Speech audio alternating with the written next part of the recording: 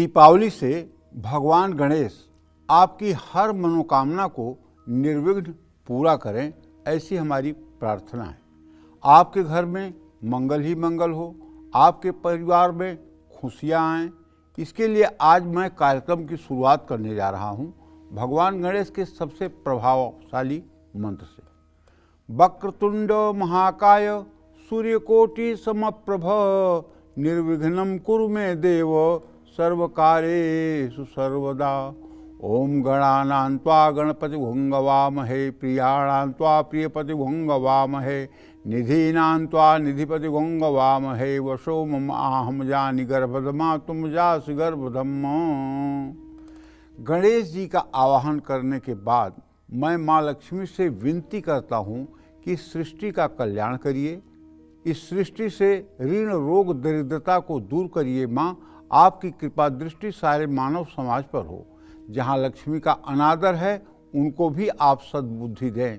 ओम श्री महालक्ष्मी च विद्महे विष्णुपत्नी च धीमहि तन्नो लक्ष्मी प्रचोदयात्। माँ महालक्ष्म्यै नमो नमः। नमस्कार, आप देख रहे हैं दीपावली स्पेशल काल चक्र। शुभ दीपावली और दीपावली की पूजा से जुड़ी हर खास बात, जैसा कि आप जानते हैं पंडित जी हर बार हर विशेष अवसर पर आपको पहले ही हर विशेष जानकारी दे देते हैं। तो मां लक्ष्मी की पूजा में कौन सी 14 पूजा सामग्री चढ़ाने भर से आपके घर से दरिद्रता हमेशा हमेशा के लिए दूर हो जाएगी। मां लक्ष्मी के कौन से पाठ करने से कुबेर देवता की कृपा भी आपको मिलेगी। दीपावली पूजा में किन बातों का ध्यान रखने से आपके घर में मां लक्ष्मी स्थिर हो जाएंगी। दीपावली पर मां लक्ष्मी को कौन सा भोग लगाने से आपकी रूठी किस्मत भी मान जाएगी। आज ये सब कुछ आपको पंडित जी बताने वाले हैं, इसलिए बहुत ध्यान से देखिएगा। आज की बहुत खास जानकारियां जो पंडित जी आपको देने वाले हैं, और ऐसे में ध्यान से देखते रहिए आज का ये विशेष अंक दीपावली स्पेशल काल चक्र। किसी भी पूजा में सबसे अहम हो जाता है शुभ मुहूर्त। तो दीपावली का पूजन कौन से मुहूर्त में करना है पंडित जी? इस बार सबसे शुभ मुहूर्त कौन सा रहने वाला है? आज आपको किस मुहूर्त में माँ लक्ष्मी और भगवान श्री गणेश का पूजन करना है, ये ध्यान से जान लीजिए। अगर आप व्यवसायी हैं तो किस समय आपको अपनी दुकान, फैक्ट्री या ऑफिस में जाकर पूजा करनी चाहिए। आज लक्ष्मी पूजा का मुहूर्त कुल 1 घंटे 11 मिनट का है। लक्ष्मी पूजा का मुहूर्त शाम 7:08 से रात 8:18 तक का है। आज प्रदोष काल में लक्ष्मी पूजन करना शुभ होगा। प्रदोष काल शाम 5:46 से 8:18 तक है। वृषभ लग्न में भी दीपावली का पूजन करना अत्यंत शुभकारी माना गया है। वृषभ लग्न शाम 7:08 से 9:03 तक है। दीपावली पर स्थिर लग्न में माँ लक्ष्मी का पूजा करने से देवी का घर में अस्थायी वास हो जाता है। अब मैं आपको बताता हूँ कि दीपावली की पूजा को जो निशीथ काल है उसका मुहूर्त कब है। तो महानिशीथ काल जो है माँ लक्ष्मी की पूजा करने के लिए सबसे उत्तम माना जाता है। महानिशीथ काल में माँ लक्ष्मी के साथ साथ माँ महाकाली की भी पूजा की जाती है। आज रात 51 मिनट का महानिशीथ काल है। महानिशीथ काल रात 11:41 से रात्रि 12:31 तक का है। सिंह लग्न भी माँ लक्ष्मी की उपासना के लिए पुण्यदायी है और सिंह लग्न रात्रि 1:38 से मध्य रात्रि 3:56 तक है। जो बड़े उद्योगपति हैं वो पूरी रात जागरण करके अगर इस पूजा का अनुष्ठान संपन्न कराते हैं तो निश्चित रूप से उनके घर में सुख समृद्धि का वास, महालक्ष्मी का वास हमेशा बना रहता है। लेकिन बाकी पूजा तो आप बिना पंडित और विद्वान के कर सकते हैं, लेकिन ये महानिशीथ काल की पूजा में तो आपको कोई योग्य सुयोग्य विद्वान चाहिए। अगर आप निशीथ काल में और खास करके सिंह लग्न में पूजा करने जा रहे हैं तो उस समय तो कोई वैदिक मंत्रों को बोलने वाला और कोई पूजा पाठ का विशेष विज्ञ व्यक्ति आपको चाहिए। उसके मार्ग निर्देशन में आप पूजा करें। सायंकाल वाली पूजा तो महालक्ष्मी की ऐसी पूजा है कि आप जैसे भी कर लेंगे उसी में महालक्ष्मी आपसे प्रसन्न हो जाएंगी। भगवती की पूजा तो 24 घंटे 365 दिन हर समय मान्य है। जब आप भक्ति से माँ को पुकारो, माँ तभी चली आएंगी।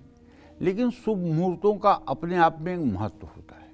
ठीक है। जैसे दीपावली, दीपावली तब शुरू होती है जब तुला राशि में सूर्य होता है और उसके 12.5 डिग्री पीछे चंद्रमा होता है, तब दिवाली शुरू होती है।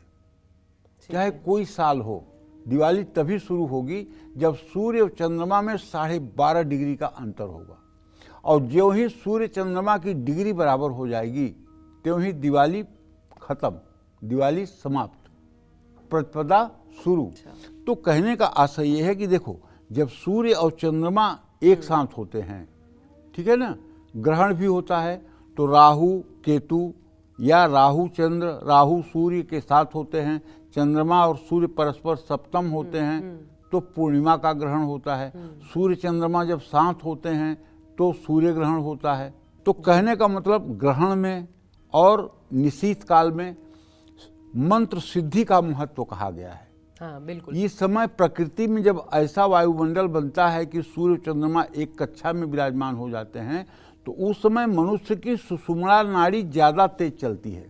उस समय सभी मनुष्यों की सुषुम्ना नाड़ी का प्रवाह आम दिनों की अपेक्षा ज्यादा होता है। तो ये जो महानिश्चित काल है पंडित जी, बाकी जो सामान्य पूजा होगी जो आपने मुहूर्त बताया, और महानिश्चित काल, तो विधान कुछ बदलता है क्या? नहीं, बिल्कुल विधान नहीं बदलता, सब कुछ वही होता है, सब कुछ वही होता है। अब जैसे मतलब कि कोई काम आप सुबह में करें, कोई काम दोपहर में करें, तो दोपहर में आपको सूर्य की दूसरी ऊर्जा महसूस होगी, प्रातःकाल दूसरी ऊर्जा महसूस होगी, सायंकाल तीसरी ऊर्जा महसूस होगी। उसी तरह से जब आप वृषभ लग्न में सायंकाल प्रदोष काल में पूजा करते हैं महालक्ष्मी की, ये एक सामान्य पूजा है। लेकिन अगर व्यक्ति 12 बजे रात तक जग करके और महालक्ष्मी की पूजा कर रहा है तो ये विशेष पूजा है। तो मंत्र सिद्धि के लिए आपने बताया कि महानिश्चित काल सबसे उत्तम मंत्र है। सिद्धि के लिए, लेकिन फिर उसमें संपुट क्या इस्तेमाल करें, उसका क्या होना चाहिए? देखिए, संपुट की तो मतलब कि कोई आवश्यकता ही नहीं है। उसमें संपुट केवल आप श्री सूक्त पढ़ लीजिए, कनक धारा स्तोत्र पढ़ लीजिए और कुछ नहीं आया आप सब कुछ भूल जाइए, माँ माँ करिए। केवल अगर आपके पास पूजन की सामग्री भी ना हो और आपके पास कोई सामान भी ना हो और आपको श्री सूक्त कनक धारा स्तोत्र नहीं आता है, अपने पूजा स्थान में बैठ के घी का दिया जला के महालक्ष्मी के मूर्ति के सामने बैठकर दोनों हाथ जोड़ करके और महालक्ष्मी के सामने जैसे अपनी माँ से आप अनुनय विनय करते हैं उसी तरह से कर लीजिए। अच्छा, एक चीज बता दीजिए। हाँ। गृहस्थ लोगों के लिए आप महानिश्चित, आपका विचार मैं जानना चाह रही हूँ, महानिश्चित काल या फिर ये जो आपने मुहूर्त बताया वो शुभ है? सामान्य गृहस्थ जो लोग हैं ना, उन लोगों को तो प्रदोष काल में वृषभ लग्न में सायंकाल पूजा कर लेनी चाहिए। महानिश्चित काल में जो बड़े उद्योगपति हैं, बड़े व्यापारी हैं, बड़ी फैक्ट्री चलाते हैं, बड़ा कारखाना है, ठीक है ना, उनको मतलब क्यों ये अंतर? ये अंतर इसलिए है कि ये जो मतलब सामान्य गृहस्थ हैं, इनके गिरने का भय कम है। महालक्ष्मी हर समय इनका एक हाथ का टोंक पकड़े हुए हैं। लेकिन वो जो बड़े लोग हैं इतनी ऊंचाई पर हैं कि अगर एक सेकंड के लिए भी देवी ने इनका हाथ छोड़ा तो ये डगमगा के सीधे पताल में जाएंगे। ज्यादा प्रसन्न, तो इसलिए ज्यादा प्रसन्नता उनके लिए जरूरी है, ज्यादा देखभाल उनकी जरूरी है। ठीक है। आम लोग अपने घरों में दीपावली की पूजा कर रहे हैं, तो इसके लिए माँ लक्ष्मी और भगवान गणेश की पूजा में कौन सी पूजा सामग्री जरूर होनी चाहिए और हर सामग्री का दीपावली की पूजा में क्या महत्व है, इनका प्रभाव क्या पड़ता है हम पर, हमारे परिवार पर, ये जानना भी आपके लिए जरूरी है। सबसे शुभ जो पूजा सामग्रियां हों, जो आज होनी ही चाहिए एक जातक के घर में, वो कौन सी हैं, कृपया बताएं। देखिए, ऐसा है, महालक्ष्मी को जो कुछ वस्तुएं शास्त्र सम्मत प्रिय हैं उन्हें मैं आपको बताना चाहूँगा। धान की खील, ये धान की खील जो है, धान को जब गर्म बालू में डाला जाता है तो बालू में धान फूट करके लावा हो जाता है, लेकिन उसकी भूसी जो है उससे चिपकी रहती है। इसको कहते हैं धान की कील। और बतासा जो शुद्ध रूप से चीनी से बनता है। चीनी के खिलौने, चीनी से बने हुए खिलौने, लौंग, इलायची, पान का पत्ता, कमलगट्टे के दाने और कमलगट्टा की माला, कमल का फूल, गाय का गोबर, चावल की खीर और कलश में रखने के लिए पंचपल्लव, जिसमें आम अशोक के पत्ते का तोरण भी बना करके आप अपने दरवाजे पर भी टांगें तोरण के रूप में, और कलश में भी पंचपल्लव। पंचपल्लव में क्या क्या आता है? आम, अशोक, बटवृक्ष और गूलर और पाकड़। इन 5 चीज़ों का पत्ता आप लगाएंगे तो इसे पंचपल्लव कहते हैं। अगर पंचपल्लव नहीं है तो केवल आम का पत्ता अगर मिल रहा है तो आम के पत्ते को लगा सकते हैं या अशोक के पत्ते को लगा सकते हैं। और यदि अशोक का पत्ता उपलब्ध है तो उसकी 7, 9, 11, 21 की संख्या में एक ऐसा बढ़िया सा माला की तरह उसको बनाइए कि वो बंधनवार की तरह आपके मुख्य गेट पर लग सके।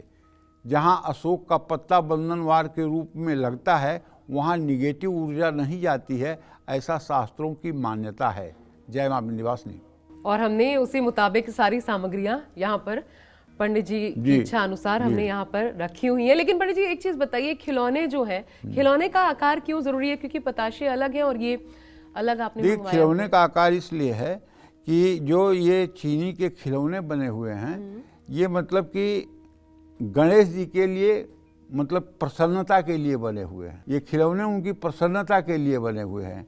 जिससे बतासा तो माँ लक्ष्मी को प्रसन्न करता है, आकृष्ट करता है। और जब मतलब आज के 500 वर्ष पहले हमारे देश में देवी देवताओं की पूजा होती थी तो उस समय बतासे से ही प्रायः पूजा का कार्य चलता था और हर पूजा में बतासा अनिवार्य होता था। ठीक है, तो ये परंपरा से बतासा माता को लक्ष्मी प्रिय है, ऐसी मान्यता है। और चीनी के खिलौने भी प्रिय हैं और बहुत सी चीज़ें हैं जो महालक्ष्मी को प्रिय हैं, जो यहाँ मतलब पूजन सामग्री के रूप में रखी गई हैं। जैसे इनको धनिया, साबुत धनिया बहुत प्रिय है, कमलगट्टे के बीज बहुत प्रिय हैं जो आपने यहाँ रखा हुआ है। कमल का फूल तो बहुत प्रिय है।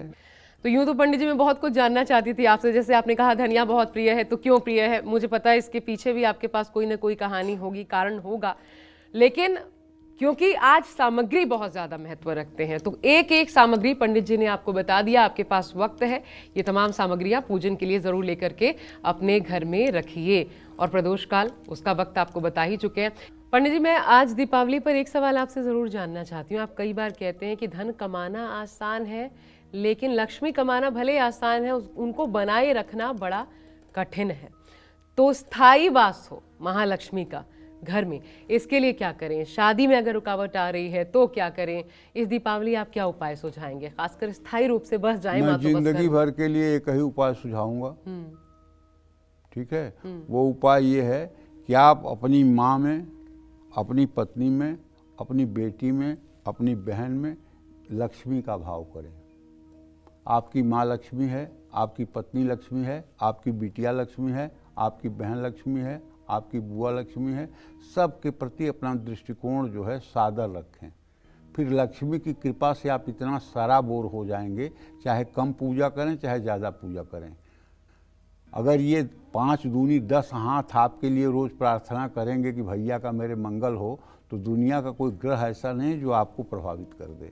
और चाहे जितना बढ़िया भोग लगा दीजिए लक्ष्मी को, चाहे जितना बढ़िया प्रसाद चढ़ा दीजिए, माँ को दुखी कर रहे हो, पत्नी को दुखी कर रहे हो, बिटिया को अपमानित कर रहे हो, तो एक दिन लक्ष्मी सुनने वाली नहीं है। दरिद्रता भोगते मर जाओगे, कुछ न होने वाला है। और श्रीमद् भागवत महापुराण के 3 स्कंद के 29वें अध्याय में कपिल भगवान कहते हैं माता देवहूति से कि जो लोग पत्थर की मूर्तियों को पूजते हैं और इंसान में, मनुष्यों में हम ईश्वर को नहीं देखते हैं, वो समझ लो कि राख में हवन कर रहे हैं। तो इसलिए सबसे पहले हमारी दृष्टि ये होनी चाहिए कि सब में भगवान है, सब में महालक्ष्मी है। दुनिया की जितनी स्त्रियां हैं सब महालक्ष्मी का ही स्वरूप हैं। विद्या समस्ता स्तव देवी भेदा, स्त्रियां समस्ता सकला जगत्सु। सारे जगत की स्त्रियों में वही माँ लक्ष्मी विराजमान है। ये भाव आपका बनते ही आपके ऊपर कुबेर मेहरबान हो जाएंगे, माँ लक्ष्मी की अद्वितीय कृपा बरसेगी और आप सुख संपदा से युक्त हो जाएंगे। उसके लिए कुछ चिंता की बात ही नहीं है। जय माँ विंध्यवासिनी। और अगर आपके घर में आर्थिक स्थिति खराब है तो माँ लक्ष्मी की पूजा कैसे करें और क्या उपाय करें? मैं तो कहती हूँ पंडित जी, दीपावली पर ही क्या, या आर्थिक स्थिति सुधारने के लिए हर दिन ही पूजा शायद अनिवार्य होगी। आज के दिन उसकी कैसे शुरुआत की जा सकती है? आज के दिन शुरुआत ये करनी चाहिए कि आज दिवाली की दिन है, आज बहुत बड़ा दिन है बेटा। आज लक्ष्मी सहजता के साथ आ जाती हैं। मतलब ऐसा संयोग बनता है कि महालक्ष्मी का पृथ्वी पर आज वास होता ही होता है। और जितना आपका घर दरवाज़ा साफ सुथरा रहेगा, जितना घर की महिलाएं प्रसन्न चित्त रहेंगी, जितना घर में सुख और खुशी का माहौल होगा, उतना ही ज़्यादा देर समय तक आपके यहाँ महालक्ष्मी निवास करेंगी। कलह और कटुता वाले स्थान पर महालक्ष्मी नहीं जाएंगी। जहाँ महिलाओं का अपमान और तिरस्कार होता हो, महिलाओं का शोषण होता हो, वहाँ भी महालक्ष्मी नहीं जाएंगी। जहाँ माता पिता को दुख दिया जाता हो, माता पिता की उपेक्षा की जाती हो, वहाँ भी महालक्ष्मी नहीं जाएंगी।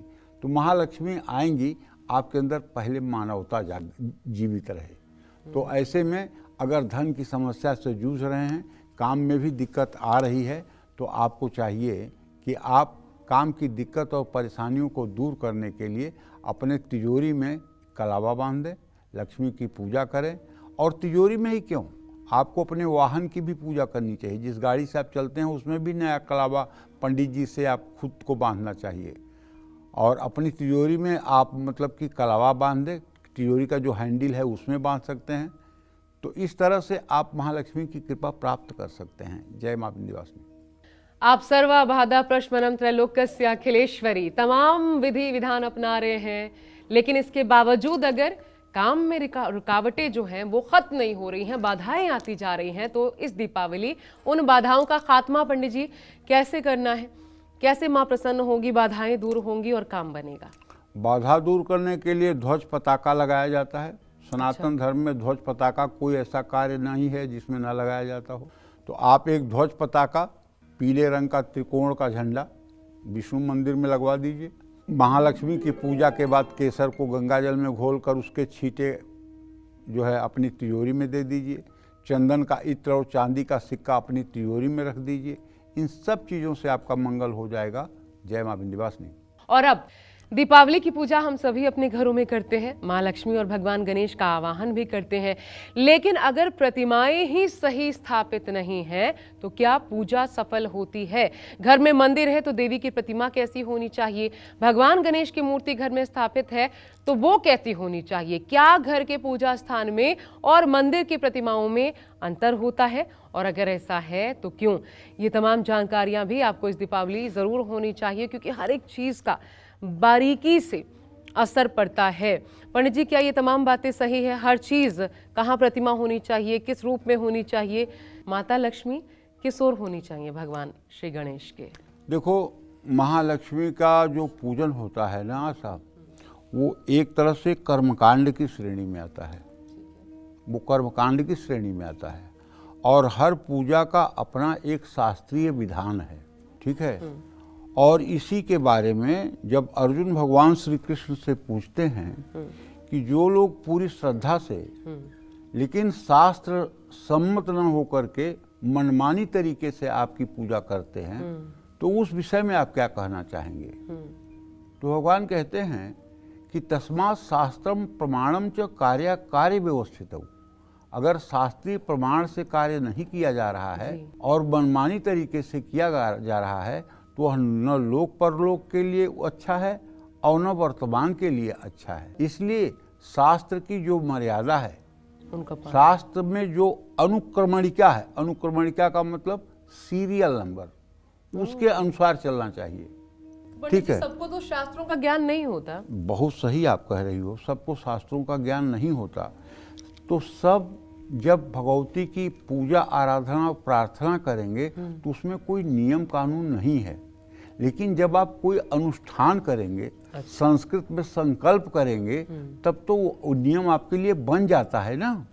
अगर आप स्वतः पूजा में अपने बैठे हैं तो आप अगर एक महालक्ष्मी का फोटो लगा लिए, चित्र लगा लिए और एक घी का दिया जला लिए, धूप जला दिए और महालक्ष्मी को कुछ भोग प्रसाद अर्पित कर दिए और बैठ करके महालक्ष्मी के मंत्रों का जो भी आपको आता है जप कर लिए, तो ये भी पूजा आपकी उतनी ही मान्य है जितना विधि सम्मत पूजा की जाएगी। अच्छा। ठीक है ना। लेकिन यदि आप महालक्ष्मी की सचमुच में विधिवत उपासना करना चाहते हैं तो उसके लिए योग्य विद्वान की भी आवश्यकता है और पूजा की अनुक्रमणिका का भी ध्यान रखना चाहिए। पूजा की अनुक्रमणिका ये है, ध्यान, पहले ध्यान करिए, फिर उनका आवाहन करिए, फिर उनको आसन दीजिए बैठाने के लिए, फिर उनका पैर धोने के लिए जल दीजिए, फिर उनके हाथ में हाथ धोने के लिए अर्घ दीजिए, फिर उनको आचमन करने के लिए जल दीजिए। ये तो जो आएंगे पंडित जी वो बताएंगे। हाँ, है ना? फिर नियम। स्नान करवाइए। स्नान के बाद में दूध से, दही से, घी से, शहद से स्नान करवाइए।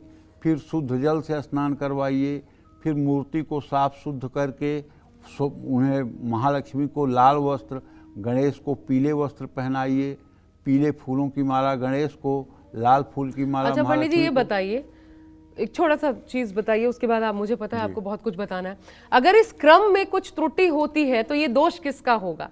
ये जो पंडित जी हैं उनको लगेगा इसका दोष है या फिर जो जजमान है उनको लगेगा? नहीं, जजमान को तो लगेगा ही नहीं। नहीं लगेगा। जजमान को तो लगे ना। ऑपरेशन थिएटर में अगर चला गया पेशेंट तो डॉक्टर ऑपरेशन करेगा, अब डॉक्टर की जिम्मेदारी बनती है। लेकिन जान तो फिर मरीज की जाएगी। हाँ, जान मरीज की जाए वो अपनी ठीक है, लेकिन गलती अपराध यहाँ मतलब जान जाने की बात नहीं है, यहाँ महालक्ष्मी की निगाह। हाँ ठीक है पंडित जी बताएं। पद्मासनस्थाम यानी कमल के आसन पर विराजमान, पद्महस्ता यानी जिसके हाथ में कमल का फूल हो, ऐसी लक्ष्मी प्रतिमा घर में लानी चाहिए। तो अब मैं आपको बताना चाहूंगा कि अब कमल किस तरह का हो।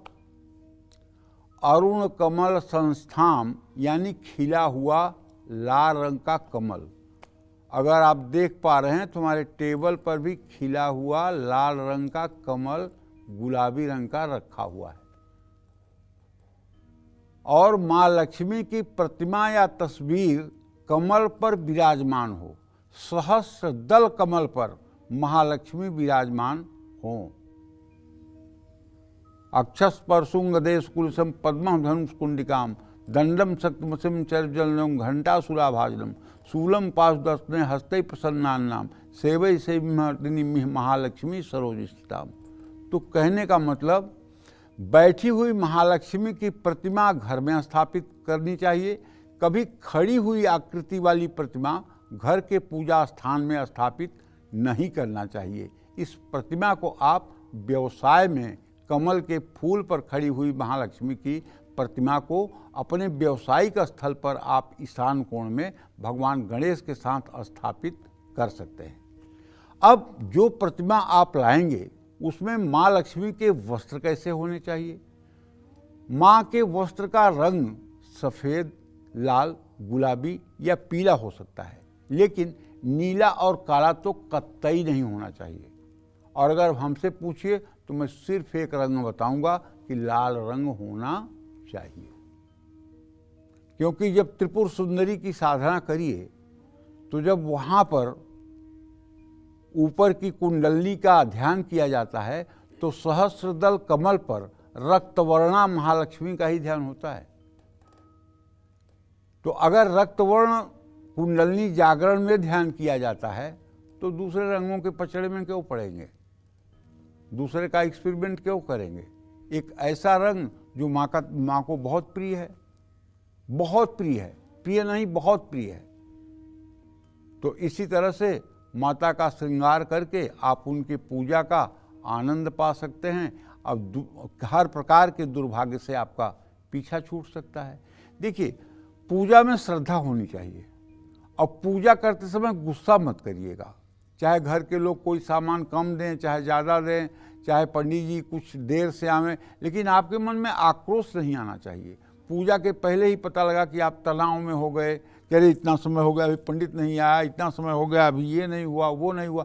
अगर आप तनाव में हो गए और आपके मन में झुझलाहट आ गई तो पूजा का वो आनंद आपको नहीं मिलेगा जो मिलना चाहिए। पंडित जी मान लीजिए जो प्रदोष काल है 8-18 तक है और पंडित जी ही लेट हो गए, किसी ने पूरी स्थापना की और पंडित जी लेट हो गए, वो 7:15 आते हैं मान लीजिए 3 मिनट पहले, तो उस काल में बैठ गए पूजा स्थल पर, तो उसके बाद देखो मिथुन लग्न दुस्वभाव लग्न है। मिथुन लग्न वृषभ के बाद मिथुन लग्न आती है, दुस्वभाव लग्न है, उसमें भी पूजा का फल है, ठीक है ना। अब जैसे एक पंडित को 8 जगह पूजा करानी है दिवाली पर, ठीक है, तो अब 8 जगह वो बेचारा उसी समय पे पहुंच नहीं पाएगा, बिल्कुल, ठीक है।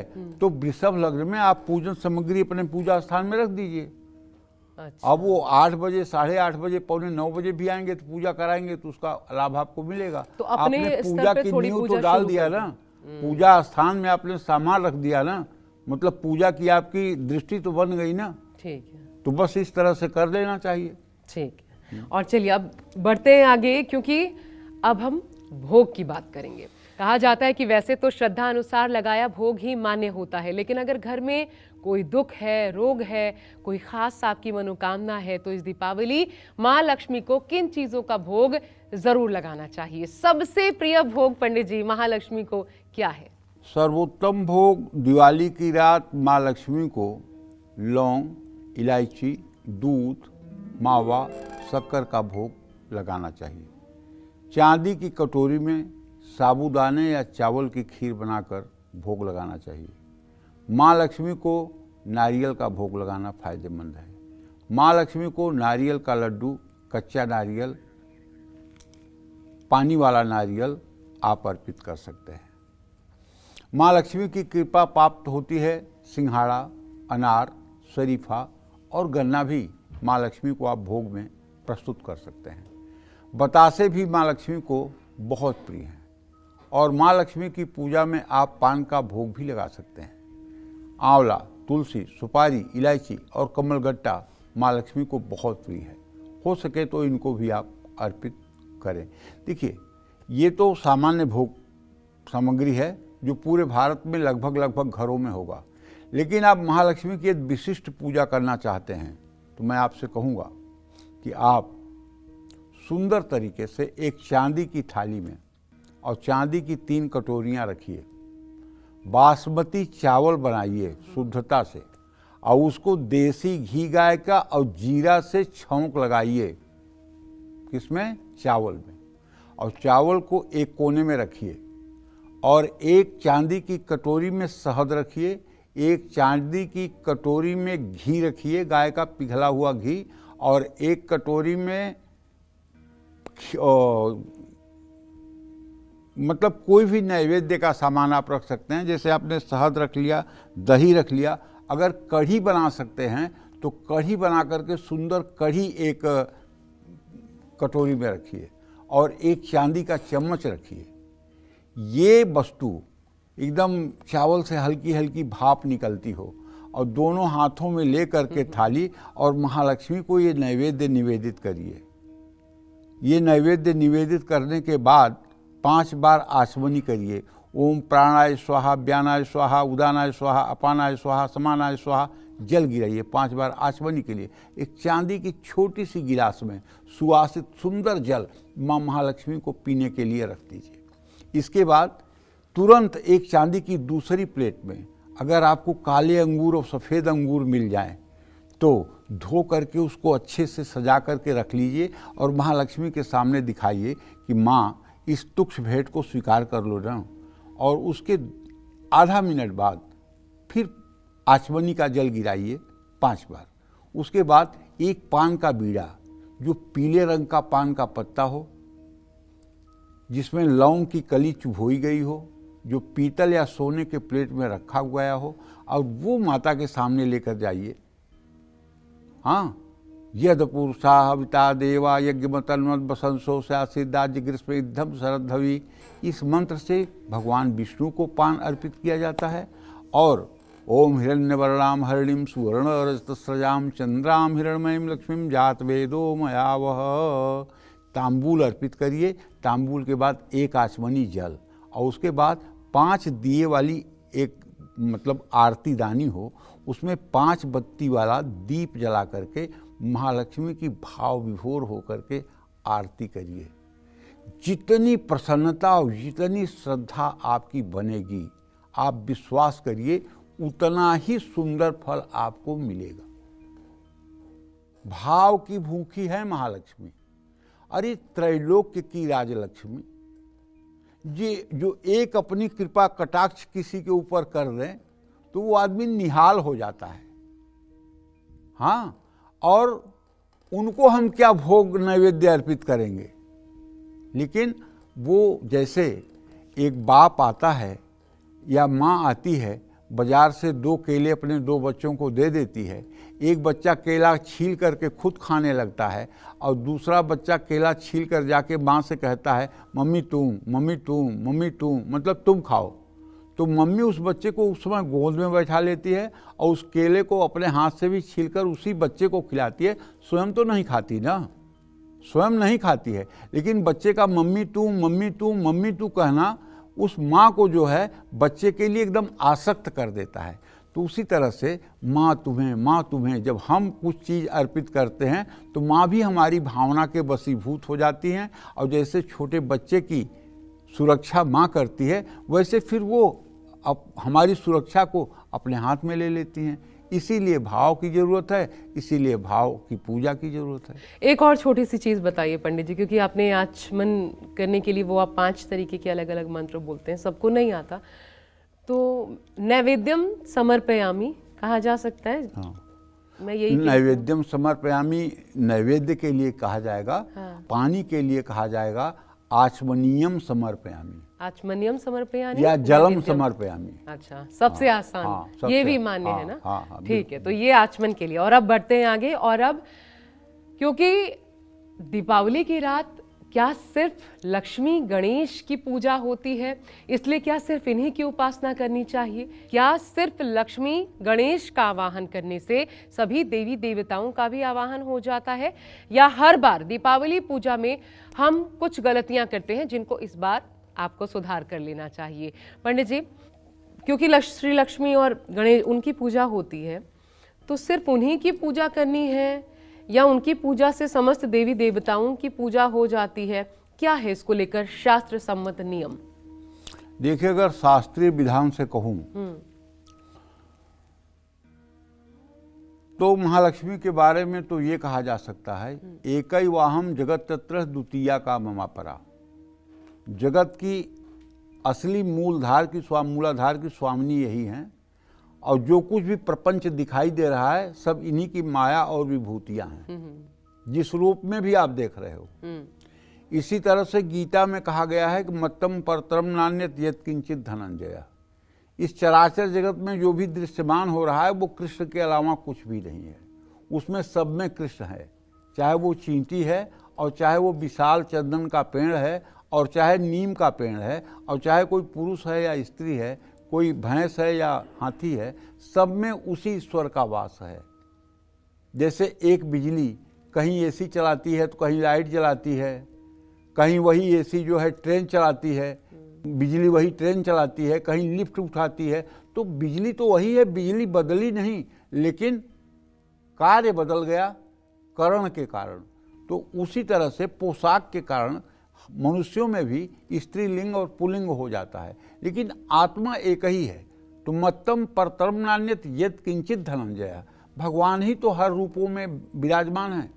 तो इसलिए महालक्ष्मी की पूजा जब आप करते हैं तो लगभग सारे देवताओं की पूजा मान्य हो जाती है।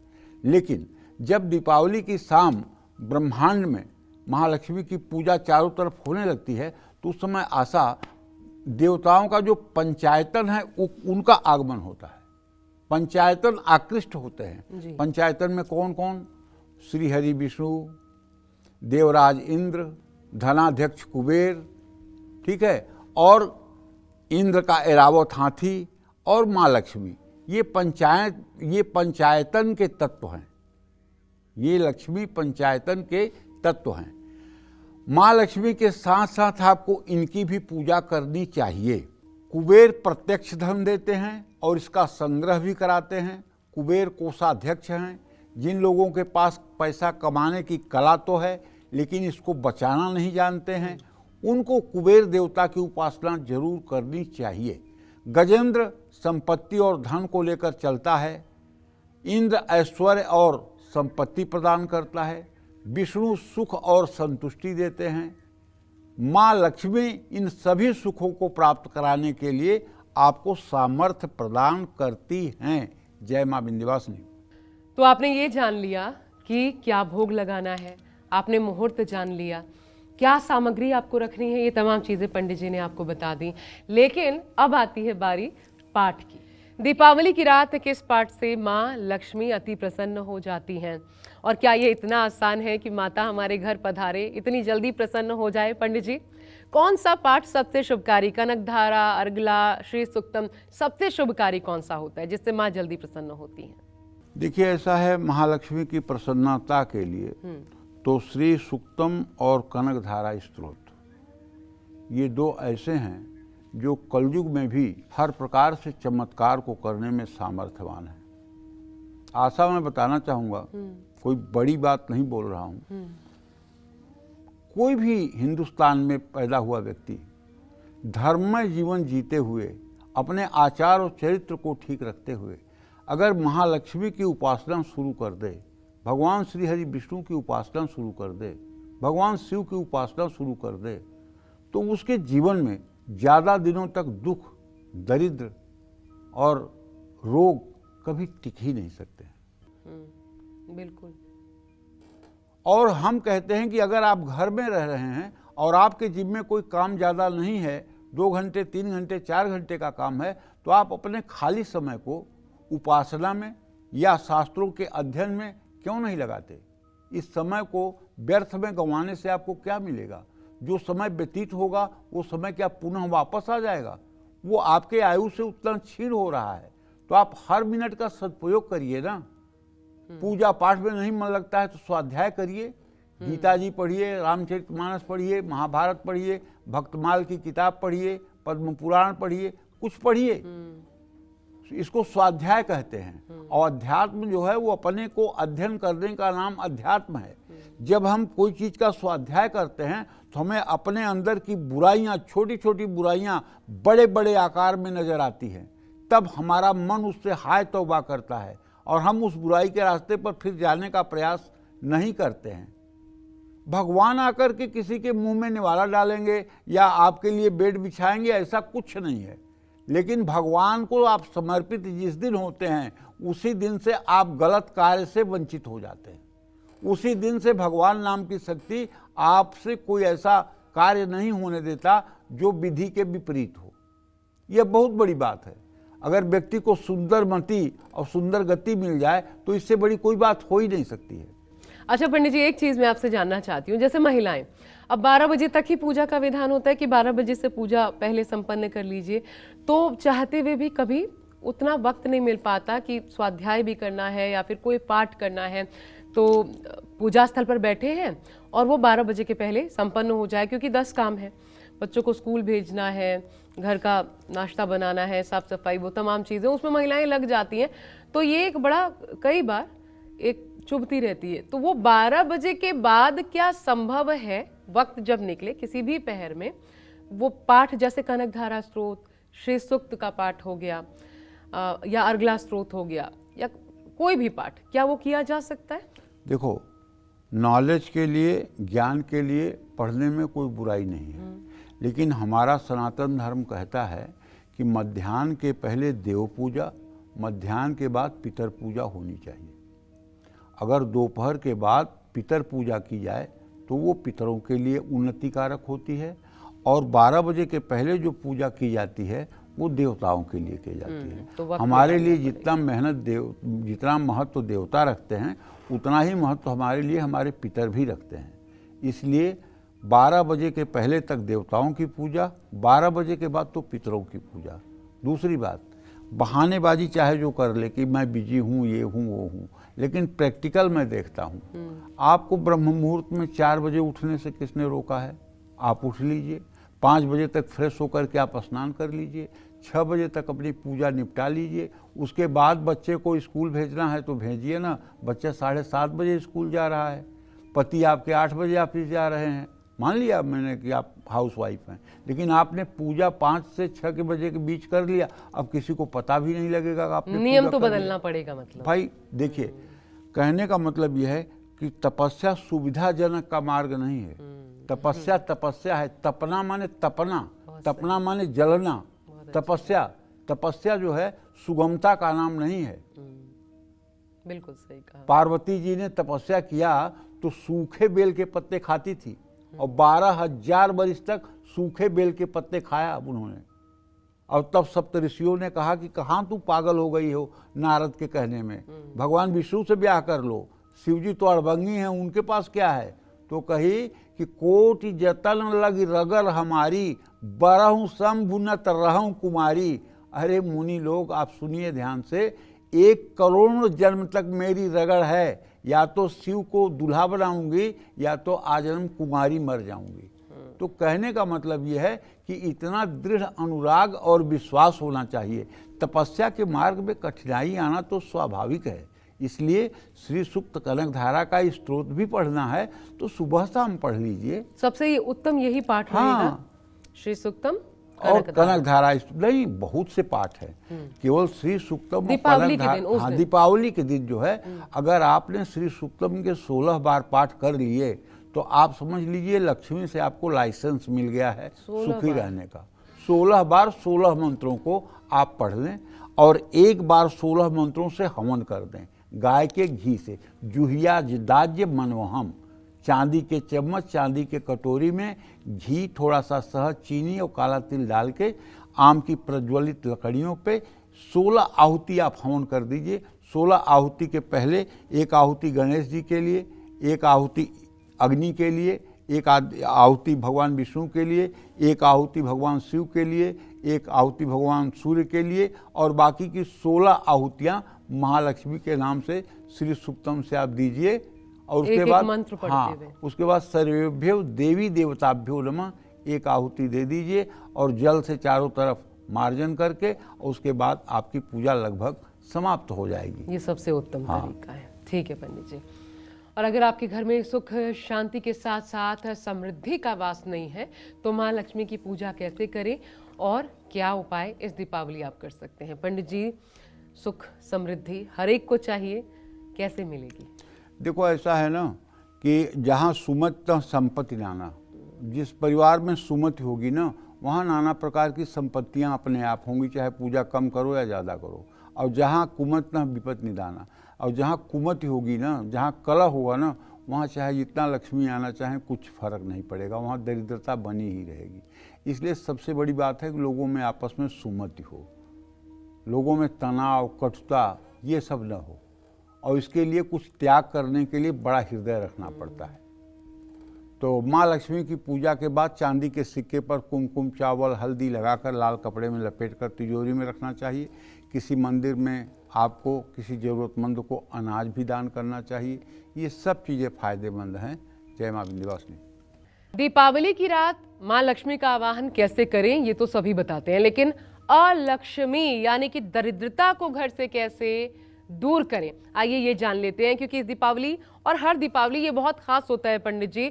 अलक्ष्मी, उनके लिए क्या विधान है दीपावली? अलक्ष्मी का मतलब जानती हो? ज्येष्ठा लक्ष्मी। हाँ, लक्ष्मी की बड़ी बहन, बड़ी बहन ज्येष्ठा लक्ष्मी, जिनका दूसरा नाम दरिद्री भी है। ठीक है। दीपावली पर घर में आप एक नई झाड़ू जरूर लाइएगा। इसे लक्ष्मी कहते हैं। नई झाड़ू माने लक्ष्मी। और मैं तो कहूँगा एक नहीं 2 ले आइएगा, एक फूल वाली झाड़ू और एक सींक वाली झाड़ू। और मध्य रात्रि में उस झाड़ू से घर में सफाई करिएगा। मध्य रात्रि में रज और तम गुण बढ़ेगा क्योंकि अमावस्या तिथि है। कचरा रज और तम प्रधान होने के कारण वातावरण में मौजूद रज तम को अपनी ओर आकर्षित करता है। कूड़ा कचरा एक बर्तन में इकट्ठा करके बाहर फेंक दें। इसे अलक्ष्मी यानी दरिद्रता को घर से बाहर निकालना कहते हैं। घर में सतोगुण का तब वास हो जाएगा।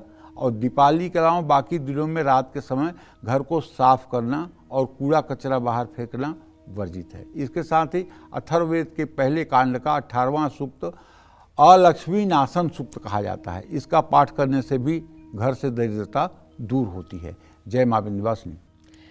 नहीं दरिद्र दुख सममाही, यही कहा जाता है। कई बार आपने पंडित जी से सुना होगा। तो पंडित जी, दीपावली पर घर से दरिद्रता को दूर भगाने के लिए क्या करें इस दीपावली? दीपावली आती ही है दरिद्रता को भगाने के लिए। बस कुछ नहीं करना है, केवल मन में उत्साह भर करके और माँ लक्ष्मी की पूजा करना है, महालक्ष्मी का स्मरण करना है। और एक कमल का फूल कहीं से व्यवस्था करो, महालक्ष्मी के श्री चरणों में उसे खिला करके रख दो। और अगर महालक्ष्मी का चित्र है तो उसको कमल का फूल सजा करके उसके ऊपर महालक्ष्मी का चित्र रात भर के लिए रख दो। बस जय जय। पूजा के बाद एक लाल कपड़े में कमल का फूल बाद में बांध करके और उसे कुछ दिनों के लिए, कुछ घंटों के लिए अपने तिजोरी में भी रख लीजिए। हर जगह जय जय हो जाएगी। जय माँ विंध्यवासिनी।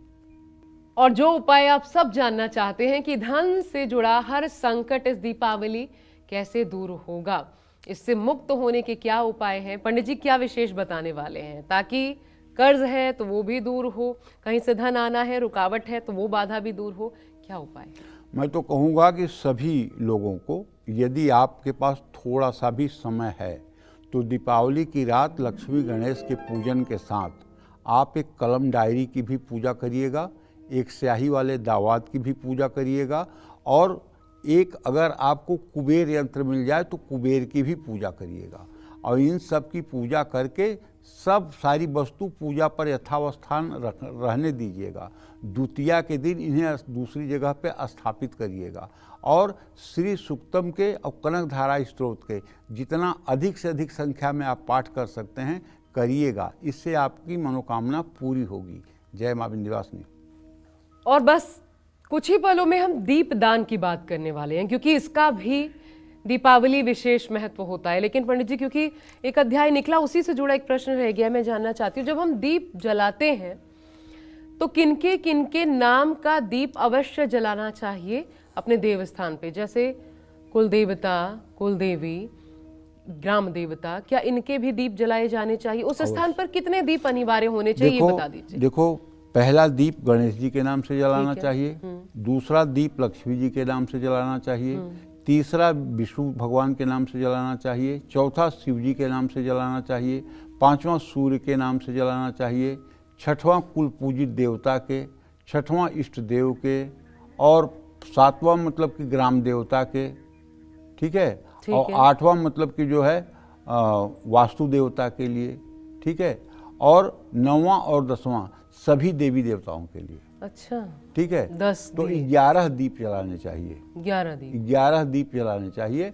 और ये दीप जलाते समय दीप जलाने वाले का मुंह जो है वो पूरब दिशा में हो और दीप की बत्तियां पश्चिम दिशा में हो, और उसको उठा करके यथा असंभव स्थानों पर रखा जाए। अच्छा, घर के अलग अलग जगहों पर रखा जा सकता है उनके नाम से। हाँ, तो इस तरह से दीप जलाते समय भी हमारे मन में भाव रहे कि ये दीप हम अमुक देवता के लिए जला रहे हैं, ठीक है। और सभी देवताओं के लिए अंत में 2 दीप जलाने चाहिए। उनसे सभी जो 33 कोटि हमारे देवता हैं उन सब के लिए वो दीप जो है जलाया जाता है। अच्छा, कार्तिक मास में हर दिन दीपदान करने का बहुत महत्व है। पद्म पुराण के उत्तरखंड में कार्तिक में दीपदान की तुलना अश्वमेध यज्ञ से की गई है। कार्तिक मास में घी, सरसों और तिल का तेल का दीपक जलाने का बहुत महत्व है। अग्नि पुराण के अनुसार दीपदान से बढ़कर ना कोई व्रत है, न था, न होगा। कार्तिक में दीपदान करने से पितरों का मार्ग भी प्रशस्त हो जाता है। कार्तिक मास में मंदिर में, गौशाला में, पेड़ के नीचे, तुलसी के सामने, नदी के किनारे, अपने घर में, घर की छत पर, अपने पूजा घर में दीपक जरूर जलाएं। अग्नि पुराण में बताया गया है कि जो मनुष्य मंदिर में दीपदान करता है वह सब कुछ प्राप्त कर लेता है। पद्म पुराण के अनुसार मंदिरों में और नदी के किनारे दीपदान करने से लक्ष्मी की प्राप्ति होती है।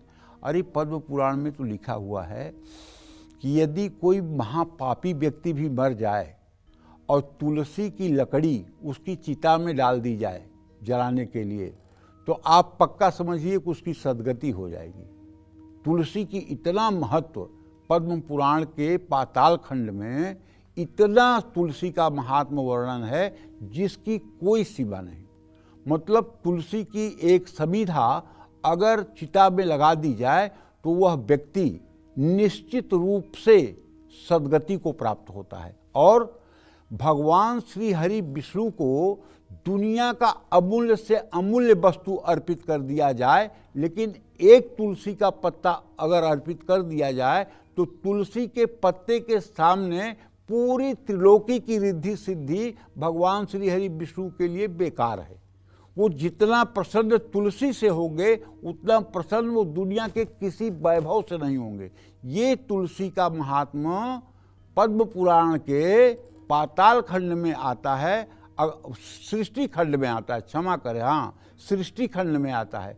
सृष्टि खंड अगर आप पढ़ेंगे तो तुलसी का महत्व तो आपको समझ में आएगा। इसलिए दीपावली की रात शाम को तुलसी के नीचे भी घी का दिया जलाना चाहिए। जय मां विंध्यवासिनी। दीपावली की रात घर में कितने दिए जलाने चाहिए और इन सभी दीपक को घर के किन कोनों में रखना चाहिए और हर दीपक की दिशा, इसका क्या खास महत्व होता है, आइए जान लेते हैं। अगर आपके मन में इससे जुड़े सवाल हैं तो पंडित जी, कितने दिए होने चाहिए कुल मिलाकर के? 11 दिए जलाएं देवस्थान पर, ये तो आपने बता दिया, लेकिन जैसे क्या किचन में अग्नि देवता के लिए, क्या वॉशरूम में भी इनफैक्ट वहां पर भी दिए जलाने चाहिए? ऐसे कितने दिए होने चाहिए और किस किस स्थान के लिए दिशा क्या होनी चाहिए, प्लीज? देखिए, मुख्य रूप से तो 11 दिए जलाना ही है। इसके बाद जैसे आपके घर का आकार है, अगर आपके घर का आकार बड़ा है तो न्यूनतम 108 दिए जलाने चाहिए। न्यूनतम 108 दिए जलाने चाहिए। 108 दिए जलाने चाहिए हर घर को? हाँ, हर घर वालों को। अगर आपका घर बहुत छोटा है, 1 BHK आपका घर है, बहुत छोटा है, तो आप 11 या 21 दिए जला लीजिए, 16 दिए जला लीजिए। अच्छा, ठीक है। दियों की संख्या की कोई बात शास्त्रों में नहीं जलाते लोग अमूमन, पंडित जी लड़ियां लगा देते हैं बाहर, तो इतना अमूमन 108 तो अब हाँ, लेकिन ऐसा है ना, दिया नहीं जलाते तो लोग उत्तम मोमबत्ती जला देते हैं। ठीक है, वो कहीं न कहीं से कमी पूरा करते हैं, वो अपने शक्ति सामर्थ्य के ऊपर है। ऐसा कुछ हमारे शास्त्रों में नहीं लिखा हुआ है कि इतने दिए प्रज्वलित करना चाहिए और इतने दिए नहीं जलाना चाहिए। देवस्थान में एक ही दीप जला लीजिए, लेकिन एक दीप का भी बड़ा महत्व है। सिद्धपीठ में एक दीप का भी बहुत महत्व है। वहाँ गंगा जी के किनारे आप जला लीजिए, पहाड़ पर जला लीजिए, एक दीप का बड़ा महत्व है। जानती हो आशा, एक छोटी सी बात बताऊँ। एक आदमी भूख के मारे तड़प रहा था, तो वो सोचा कहीं चोरी कर लूँ। शिव जी के मंदिर में गया तो बड़ा अंधेरा था, बिजली उजली नहीं था, तो उसने बीड़ी पीता था, माचिस निकाला और माचिस से अपनी मतलब कि जो बनियान थी उसको जला लिया और फिर ढूंढने लगा कहाँ क्या है, कहाँ क्या नहीं है। तो देखा तो एक घंटी, थाली, लोटा सब रखा हुआ था, वो चुरा करके लेके गया, अपना बेच बूझ के खाया पिया, मरा। तो मतलब कि यमराज के सामने गया तो उसके ऊपर शिव मंदिर में चोरी का अभियोग निकला। तो भगवान शिव पूछे कि अच्छा इसने चोरी कैसे की? कहें इसने अपनी बनियान जला करके उसके रोशनी में चोरी कर ली। कहें मुझे तो कोई रुई की बत्ती का दिया जला देता है तो मैं उसको सब कुछ दे देता हूँ, इसने तो अपने तन का कपड़ा मेरे लिए जला दिया, छोड़ दो इसको, माफ़ कर दो, ये माफ़ हो गया। तो भगवान शिव को दीप इतना प्यारा है। अगर जो लोग 40 दिन लगातार शिव मंदिर में शाम को जाकर के दिया जला दें तो मैं दावे के साथ कहता हूँ उनके घर बीमारियां कभी नहीं आ सकती। अरे कोई कुछ करना नहीं चाहता, ऐसा सच्ची बात ये है। लोग चाहते हैं ना कि कोई जादू मंत्र फू कोई कर दे और पूरी दुनिया बदल जाए। कुछ कोई नहीं करना चाहता। ये भी आप शास्त्र से बता रहे हैं? हाँ, शास्त्र की बात बता रहा हूँ, शास्त्र की बात बता रहा हूँ। सूर्यास्त के बाद शिव मंदिर में दीप जलाने का अश्वमेध जैसा फल है। केवल आप नियम बना लीजिए कि हम हर सूर्यास्त के बाद किसी शिवालय में, शिव मंदिर में दीप प्रज्वलित करेंगे। हर दिन या सोमवार? हर दिन। सोमवार तो एक बहुत बड़ी बात है, लेकिन हर दिन अगर आप ये नियम बना लें तो फिर कुछ पूछना ही नहीं है। या शिवलिंग के पास, अपने घर में ही शिवलिंग हो और शाम के बाद वहाँ ही अगर आप दिया जला दें, चाहे पारे का शिवलिंग हो चाहे नर्मदेश्वर शिवलिंग हो, आप देखिए। तो वहाँ तो लोग दिया जलाते हैं पंडित जी, जब शाम को संध्या बेटा होता है। आप किसी मंदिर पर जा करके देखिए, तब आपको लगेगा। यहाँ ऐसा है ना कि जैसे मतलब कि सिग्नल पर खड़ी गाड़ी के पास भिखारी आके खट खट मार के कहता है भूखे हैं कुछ दे दो, वही हालत है लोगों का। अगर एक नारियल चढ़ाएंगे तो कहेंगे मेरी बेटी की शादी हो जाए, एक माला फूल चढ़ाएंगे तो कहें मेरा बेटा नीट में एग्जाम में क्वालिफाई हो जाए। मतलब कुछ भी देंगे तो उसके बदले में एक बड़ी डिमांड रख देंगे। और ये दीप मैं कह रहा हूँ निस्वार्थ भाव से जलाने के लिए। अच्छा। कि शिवालय में जाकर के सूर्यास्त के बाद एक निसंकल्प भाव से दीप जला के भगवान शिव से कहना चाहिए कि प्रभु केवल आपका स्मरण न भूले, बाकी मुझे कुछ नहीं चाहिए, जैसे आप रख रहे हैं ठीक है। तो बस तब तो दीपावली पर मंदिर में भी दीप जलाने का बहुत महत्व बिल्कुल होगा जलाना पंडित जी। चाहिए। अपने घर में जलाएं, हाँ, लेकिन मंदिर में भी मंदिर में जलाएं। जाकर जरूर जलाना चाहिए। एक दीप ही सही, एक ही दीप सही, लेकिन मंदिर में जाकर जरूर जलाना चाहिए। और जिस मंदिर में आप नित्य जा रहे हैं वहां तो जरूर जाके आपको दीप जलाना चाहिए। और कहाँ रखना चाहिए वो दीप? कहीं जहां वहां व्यवस्था हो वहां रख दें, उसके लिए कोई नियम थोड़ी है। अगर हम कोई नियम अभी बता दें टीवी पर तो लाखों लोग देख रहे हैं, तो उसी एक जगह के लिए महाभारत होने लगेगा कि यहाँ मेरा रखा जाएगा, यहाँ मेरा रखा जाएगा। पंडित जी ने कहा है यहाँ तो मेरा ही रखा जाएगा, इसलिए जहां जगह मिले वहां रख दो। सर्वज्ञे सर्ववरदे सर्वदुष्ट भयंकरी सर्व दुख हरे देवी महालक्ष्मी नमोस्तुते। पंडित जी, इतनी अहम और खास जानकारियों के लिए मुझे लगता है जितने मन में सवाल होंगे तमाम दर्शकों के, उन सारे सवालों का जवाब आपको जरूर मिल गया होगा और उत्तम फल की प्राप्ति हो। इस दीपावली हम आपके लिए यही शुभकामना करते हैं, लेकिन माता के नाम के साथ कि सर्वज्ञ सर्ववरदे सर्वदुष्ट भयंकरी सर्व दुख हरे देवी महालक्ष्मी नमोस्तुते। पूरी उम्मीद है आज का ये विशेष अंक दीपावली स्पेशल एपिसोड आपको बहुत पसंद आया होगा। और आज के लिए कालचक्र की पूरी टीम को आज्ञा दीजिए, लेकिन उससे पहले पंडित जी मैं चाहती हूँ इस विशेष अंक का समापन आपके किसी एक मंत्र के जरिए हो, ताकि सभी आपके भक्तों को भी आशीर्वाद मिले और माता की कृपा भी बरसे। अंगम हरे पुलक भूषण माश्रयन्तीम भृंगांगनेव मुकुलाभरणम तमालम अंगीकृताखिल विभूतिरपांगलीला मांगल्य दास्तु मम मंगल देवताया मुग्धा मुहुर्विदधति बदने मुरारे प्रेमत्र पापड़िहितानि गतागतानि मालादृशोर्मधुकरीव महोत्पलेया सा मे दिशतु सागर संभवाया विश्वामरेन्द्र पदविभ्रमदान दक्ष मानंद हेतुरधिकं मुरवीदिशोऽपि ईशन्निषीदतु मयि क्षणमीक्षणार्धं मिन्दीवरोदर सहोदरमिन्दिराया। ओम महालक्ष्म्यै नमो नमः।